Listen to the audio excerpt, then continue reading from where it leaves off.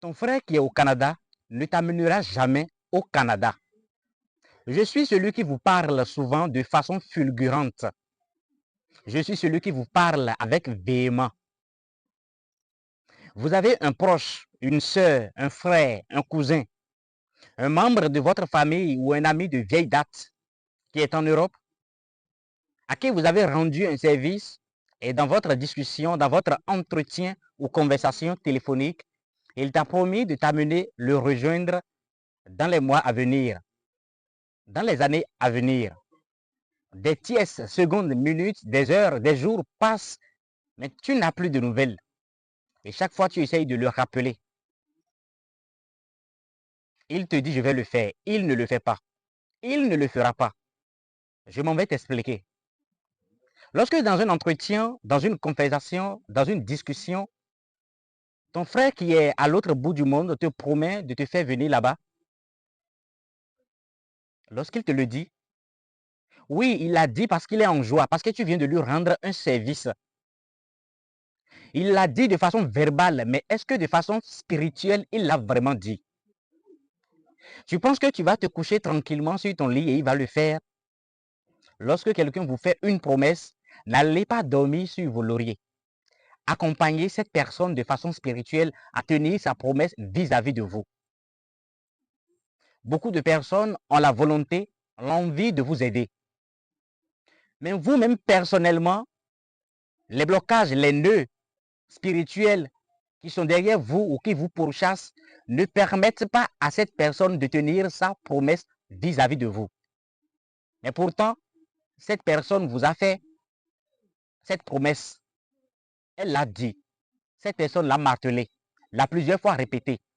Mais chaque fois que vous essayez de le relancer, il vous dit qu'il a telle tâche, telle chose à régler avant de venir à votre niveau, avant de tenir sa promesse vis-à-vis de vous.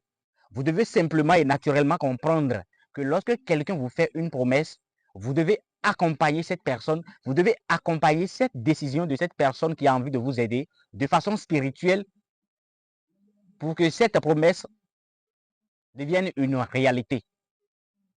Si vous ne le faites pas, vous finirez par dire, j'ai mon frère qui est à l'autre bout du monde, j'ai ma soeur, ma maman, mon oncle qui est aux États-Unis, qui est en France, qui est en Allemagne, au Belgique, qui m'a promis de faire telle chose, mais qui ne me l'a pas fait. L'autre aussi est confronté à divers problèmes spirituels. Il a aussi ses charges. Il a aussi des tâches à régler. Il a aussi beaucoup de choses à régler.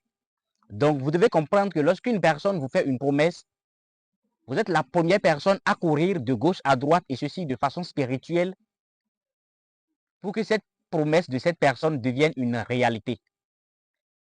Sinon, vous allez toujours dire, chaque fois quand on me fait une promesse, on ne la tient pas. J'ai toujours des promesses non tenues. Vos promesses non tenues, la plupart du temps, n'est pas la faute de cette personne qui vous a fait la promesse, mais parfois, les promesses non tenues sont de votre faute. Je suis à Dina, Guétégué.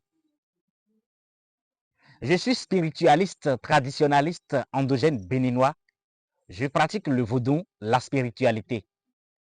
Pour vos diverses préoccupations spirituelles ou inquiétudes, n'hésitez pas à rentrer en contact avec moi à travers mon numéro WhatsApp affiché dans ma bio, sur mon profil. Et je vais vous répondre avec amour, respect et considération. Que les énergies positives de ce monde bas vous accompagnent. Honneur à Dieu et à nos ancêtres méritants. Bekali no sin homero be, ono do den gbeta wishu fo ihwe tombe ya. E mere zenu pon van kuran so idaligaho. Pe mi no naton. Inache.